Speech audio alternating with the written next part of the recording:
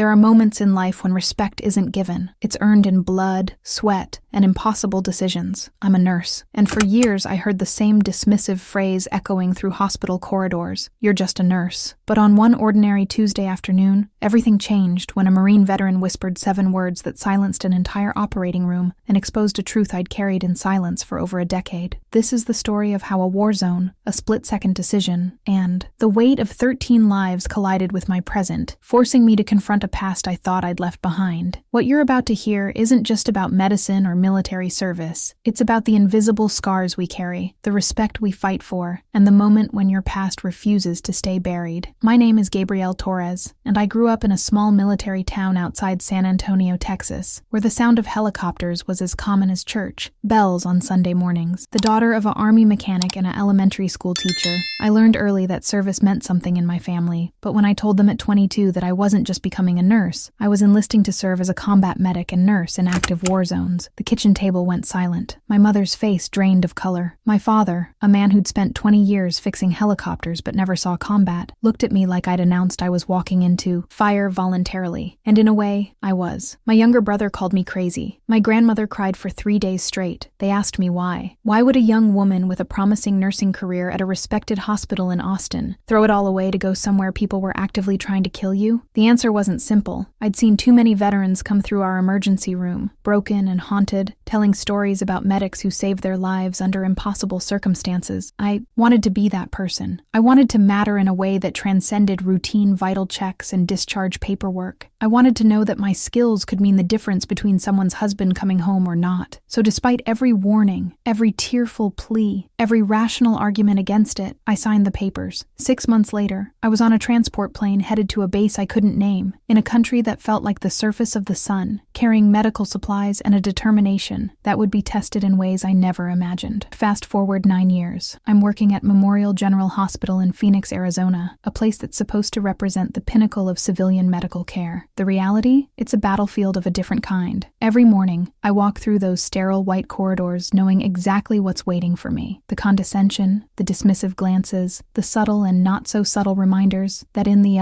hospital hierarchy, nurses are treated as support staff rather than the skilled professionals we are. And leading this chorus of disrespect is Dr. Richard Harrison, a cardiovascular surgeon with hands skilled enough to repair a damaged heart, but an ego too bloated to recognize the people who make his success possible.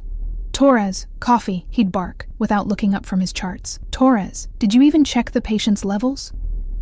When he knew damn well I'd been monitoring them every 30 minutes. You're just a nurse. You wouldn't understand the complexity here, became his favorite phrase, delivered with a smirk that made my jaw clench every single time. My colleagues felt it too. We'd gather in the break room, exhausted after 12-hour shifts, and share our stories of being talked over in patient meetings, having our medical observations ignored until a doctor repeated the exact same thing 5 minutes later, being blamed when things went wrong, but never credited when we caught potentially fatal errors. I'd spent years in environments where my judgment could mean life or death, where I'd made decisions that Army doctors later told me were textbook perfect under pressure. But here, in this gleaming American hospital, I was invisible, just another nurse in scrubs. And the worst part? I'd accepted it. I'd buried that part of myself so deep that sometimes I forgot she existed. The woman who'd once held 13 lives in her hands, while explosions shook the earth around her. If this story has already grabbed your attention, go ahead and subscribe to the channel now, because what comes next will surprise you even more. I need to take you back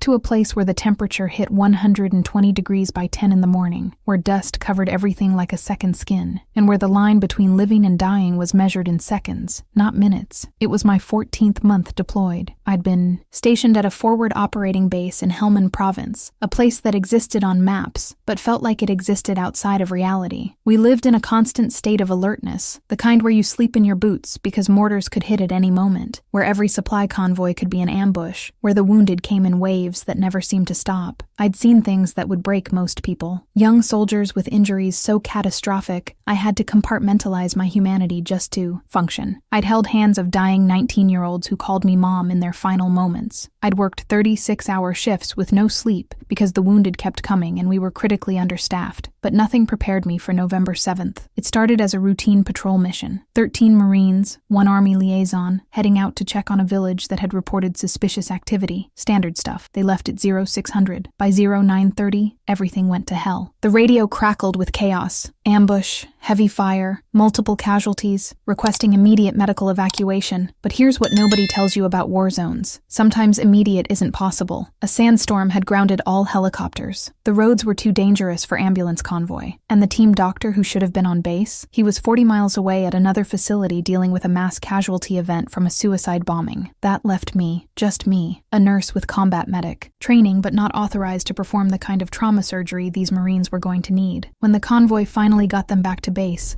what I saw still visits me in nightmares.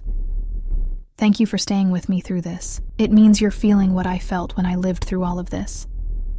So go ahead and subscribe, and turn on that notification bell, because what's coming next changes everything.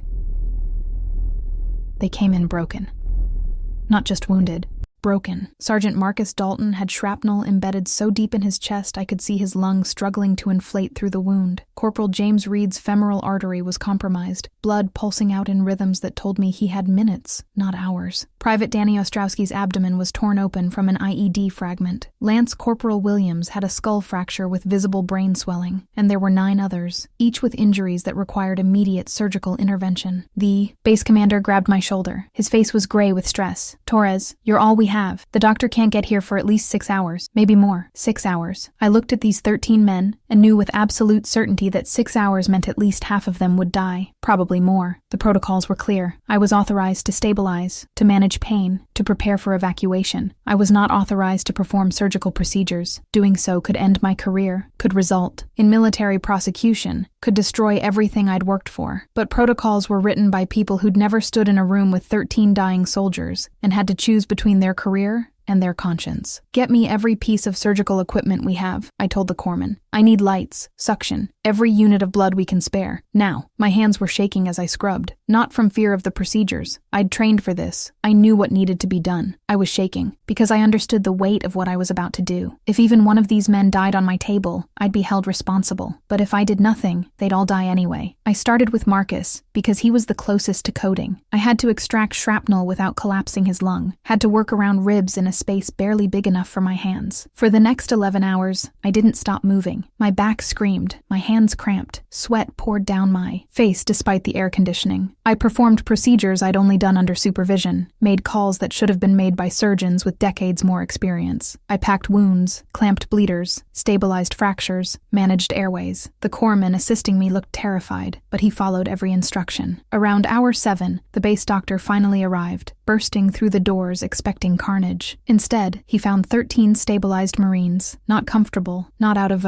danger, but alive, breathing, their vitals holding. He stared at me for a long moment, then at the instruments, the blood, the organized chaos of what I'd accomplished. "Who authorized this?" he asked quietly. "Nobody," I answered. "Then who performed these procedures?" I did. The next 72 hours were a blur. The Marines were evacuated to a proper surgical hospital. All 13 survived their transport. All 13 survived their subsequent surgeries. All 13 eventually made it home. I thought I'd be hailed as a hero. Instead, I got an investigation. The military wanted to know by what authority I'd exceeded my scope of practice. There were interviews, depositions, reviews of my actions by medical boards. Some praised my initiative, others called it reckless. The stress broke something in me. I started having panic attacks, couldn't sleep, couldn't eat. The faces of those 13 Marines haunted me, not because I'd failed them, but because I'd succeeded and was being punished for it. 8 months later, I was cleared of wrongdoing, but given a notation in my file about exceeding authorization in critical circumstances. It was enough to end my military career ambitions. I completed my service term and left, came home to Phoenix, got a job at Memorial General, tried to become normal again. I never talked about what happened. Not to colleagues, not to friends, barely even to family. It felt like a story from someone else's life until the day Marcus Dalton walked back into mine. It was a Tuesday. I remember because Tuesdays were always our busiest days in the cardiac unit. The day when Dr. Harrison was at his most insufferable because he had back-to-back surgeries and treated everyone like they were personally responsible for his stress. I was prepping for an emergency bypass procedure when they brought in the add-on case. Male, 43, veteran, presenting with chest pain and arrhythmia, possible. Cardiac episode, standard stuff. I was reviewing his chart when Dr. Harrison swept in, already annoyed. "Let's make this quick, people. I have actual complex cases waiting." He didn't even look at the patient as he scrubbed. I went through my checklist, prepping the surgical battlefield, organizing instruments, doing the 1,000 small things that keep surgeries running smoothly. The patient was sedated but not fully under yet, and I noticed his arms, covered in military tattoos, including a very specific unit insignia that made something in my memory stir. But the surgery prep was demanding, and I pushed the thought aside. Dr. Harrison began his usual performance, talking loudly about technique, making small comments designed to undermine the nursing staff. "Torres, I need you to anticipate my needs here, not just react. You're just a nurse, but surely you can manage that level of basic assistance." The scrub nurse next to me bristled. I felt the familiar burn of humiliation, but said, "Nothing. We were mid-procedure, and professional meant swallowing your pride." Then the patient's eyes fluttered open. He shouldn't have been conscious. The anesthesiologist immediately moved to adjust his levels, but in that brief moment, his eyes found mine, and I watched recognition flood across his face. "Gabrielle?" His voice was slurred from the sedation, barely a whisper, but in the quiet of the OR, everyone heard it. Dr. Harrison paused, scalpel in hand, annoyed at the interruption. "Patient is conscious. Fix it," he snapped at the anesthesiologist. But Marcus wasn't done. Fighting through the sedation, his hand moved slightly, reaching toward me. "Lieutenant Torres," he said, louder now, and I felt my entire body go rigid. Nobody here knew my rank. Nobody here knew that part of my life. "She saved my entire squad." The words hung in the air like a grenade. Dr. Harrison's scalpel stopped moving. Every person in that operating room turned to look at me. The anesthesiologist stared. The scrub nurse's eyes went wide. Even the circulating nurse by the door froze. "What did he say?" Dr. Harrison asked, his voice tight with confusion and irritation. Marcus, despite the drugs in his system, despite being mid-procedure, kept talking. "Helmand Province, 2013. 13 of us shot to pieces. No doctor. Just her.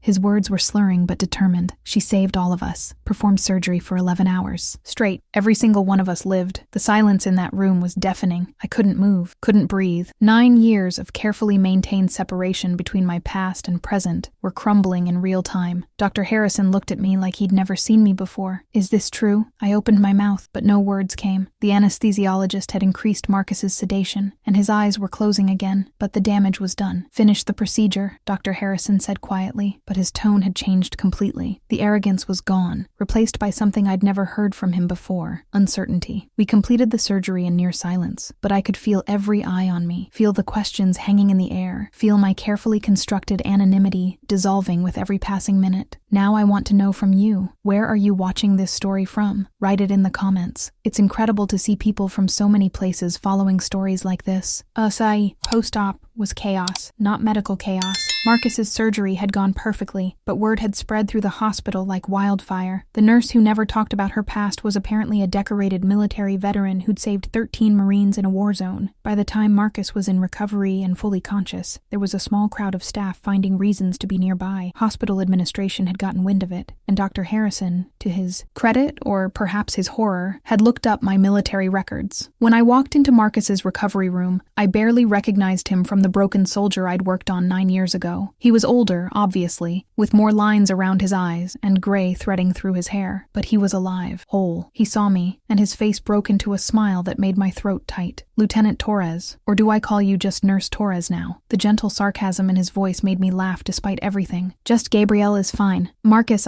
Don't," he interrupted. "Don't apologize for not recognizing me. I look different without the sucking chest wound." We talked for over an hour. He told me about the other 12. James Reed was a high school teacher now in Colorado. Danny Ostrowski worked construction in Michigan. Williams had become a physical therapist who specialized in treating veterans. 4 of them had gotten together every year on November 7th to commemorate what they called their second birthday, the day I'd refused to let them die. 3 had struggled with PTSD and addiction, but had fought their way through it. All 13 were alive. All 13 had gone on to live full lives, have families, build careers. "Do you know what you gave us?" Marcus asked, his voice thick with emotion. "You gave us everything. Every birthday our kids have, every anniversary, every graduation. That's because of you." I couldn't stop the tears. For 9 years, I'd carried that day as a burden, as something that had cost me, as a source of trauma. I'd never allowed myself to see it as what it truly was: 13 lives that continued, because I'd made an impossible choice. The next few days transformed my life at Memorial General. Dr. Harrison requested a private meeting in his office. I expected defensiveness, maybe a perfunctory apology. What I got was something I'd never seen from him: genuine humility. "I read your military file," he said without preamble. "The commendations, the incident reports, the investigation. What you did that day, most surgeons with 20 years of experience wouldn't have attempted it. And you were just," he caught himself, "you were a nurse with combat training." He looked directly at me for perhaps the first time in 3 years of working together. "I've been an arrogant fool. I've treated you and every nurse on this staff as if medical knowledge had a hierarchy based on degrees rather than competence. I'm sorry." The apology should have felt vindicating. Instead, it felt sad, because it had taken my military service, my heroism in a war zone, for him to see me as a skilled professional. All the years of excellent nursing care, of caught errors, of lives saved through vigilant monitoring, none of that had earned his respect. It took a Marine veteran's public declaration to force him to acknowledge what should have been obvious. But here's what really complicated everything. I wasn't sure I wanted this recognition now. For 9 years, I'd been anonymous, safe. The panic attacks had stopped. The nightmares had faded to occasional bad dreams. I'd built a quiet life where I could practice medicine without the weight of those impossible decisions. Now everyone knew. The story hit local news. Local nurse revealed as war hero. Colleagues wanted to hear the story. Patients asked about my service. The hospital wanted to do a ceremony. And all I felt was exposed. Marcus noticed my discomfort. During one of his follow-up visits, he asked me directly, "Do you regret what you did that day?" "Never," I answered immediately. "Do you regret that people know about it?" That question was harder. "I don't know," I admitted. The 3 months have passed since Marcus walked back into my life. The attention has died down, though I'm still adjusting to being visible in a way I'd avoided for almost a decade. Dr. Harrison is different. Now, not perfect, but genuinely trying. He asks for input. He acknowledges expertise. He's even started a hospital-wide initiative on respecting interdisciplinary medical knowledge. But the biggest change has been in me. I've reconnected with 6 of the 13 Marines I saved that day. We have a group chat now, sharing life updates, stupid memes, and occasionally, when the nightmares come back, honest conversations about what we all carried home from that war zone. Marcus organized a reunion in San Antonio last month. All 13 of them came. They brought their wives, husbands, children, 29 kids total. Children who existed because I'd refused to follow protocol when protocol would have meant death. They gave me a plaque. It's sitting on my kitchen counter now, next to my coffee maker, engraved with all their names and a simple phrase, "She gave us tomorrow." I'm still a nurse at Memorial General. I still work 12-hour shifts. I still catch doctors' mistakes and monitor vitals and do all the invisible work that keeps patients alive. But I don't accept being invisible anymore. When I see condescension, I address it. When I see hierarchies that prioritize credentials over competence, I challenge them. I've started mentoring younger nurses,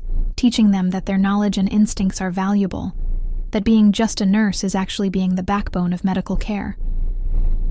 What I learned from that November day in Helmand Province and from Marcus walking back into my life is this: your value isn't determined by who recognizes it. Those 13 Marines would have died whether anyone ever acknowledged what I'd done or not. The work mattered. The skill mattered. The choice to act when action was terrifying mattered. So to every nurse, every professional, every person who's been told they're just anything, you're not. You're the person who shows up, who does the impossible work, who makes the hard calls, and whether anyone ever knows your story or not, that matters. That will always matter. So now I want to hear from you. Have you ever been underestimated because of your profession, your age, or who you are? Have you ever carried a secret about yourself that nobody around you knew? Drop your thoughts in the comments below. I read every single one. And if this story moved you, if it made you think differently about the people around you, then subscribe to this channel and hit that notification bell. There are countless untold stories like mine out there, and I'm here to share them. And before you go, check out the next recommended video, another true story that will leave you speechless. Thank you for being here with me today.